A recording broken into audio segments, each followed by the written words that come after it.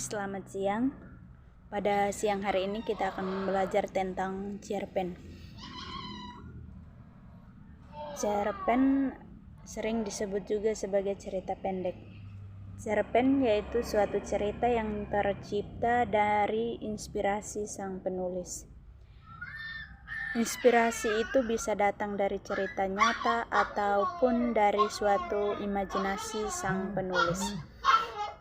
Unsur-unsur cerpen, unsur-unsur intrinsik cerpen. Satu, tema. Tema adalah topik utama yang dibahas pada suatu cerpen. Misalnya tema persahabatan. Yang kedua, tokoh. Tokoh merupakan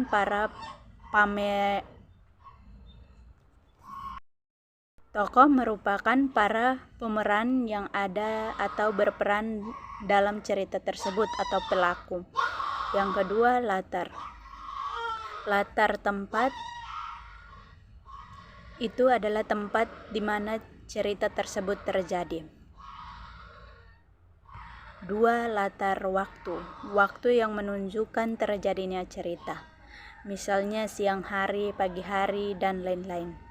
Latar suasana. Suasana yang menggambarkan cerita tersebut. Misalnya senang, sedih, mengharukan. Yang ketiga, alur.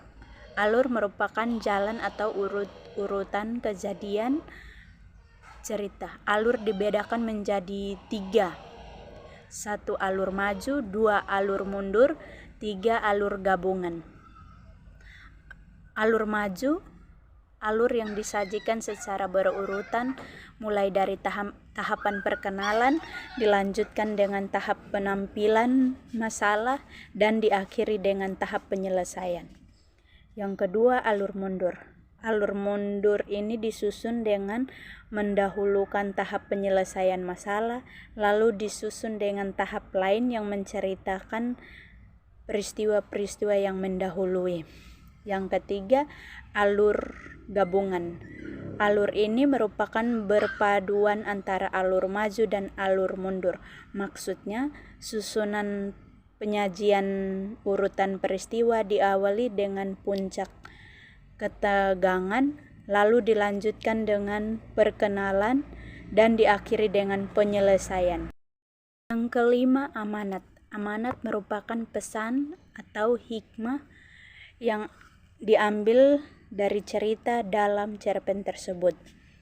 Yang keenam, watak. Watak merupakan sifat yang melekat pada setiap tokoh dalam cerita pendek. Yang ketujuh, sudut pandang. Sudut pandang orang pertama, sudut pandang yang menggunakan tokoh aku sebagai pemeran utama. Sudut pandang orang kedua, sudut pandang yang menggunakan nama orang sebagai tokoh utamanya. Berikut kita masuk pada unsur ekstrinsik. 1. Keadaan sosial budaya. Keadaan sosial budaya merupakan keadaan sosial yang berada di tengah-tengah penulis.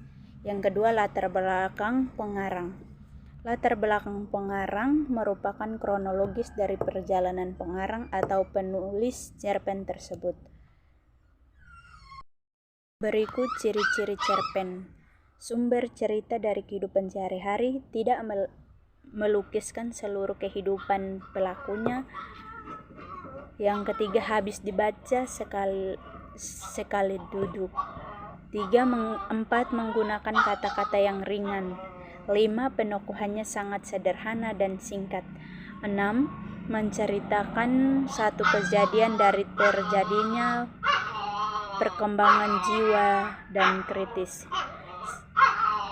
Sanggup menimbulkan kesan mendalam bagi para pembaca. Jenis-jenis cerpen.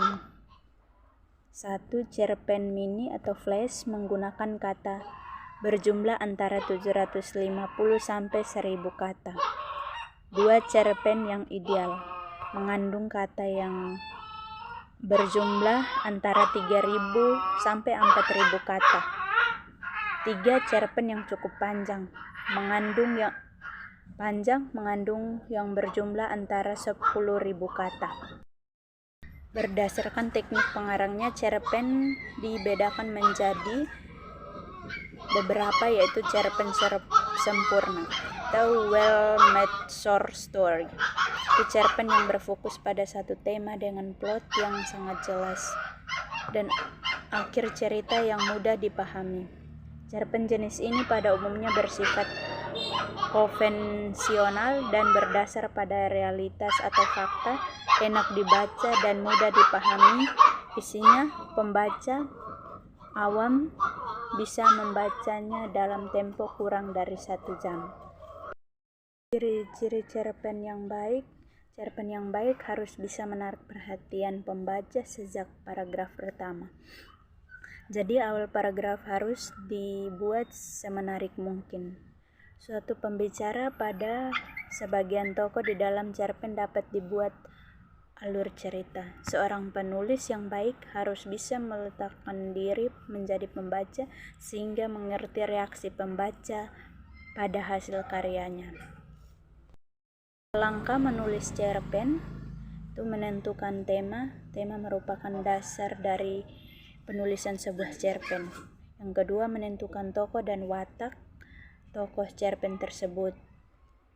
Yang ketiga, menentukan sudut pandang cerpen. Yang keempat, menentukan alur. Sebelum menulis sebuah cerpen, baik itu dari pengalaman pribadi maupun merupakan cerita dari khayalan sang penulis, sebaiknya dibuat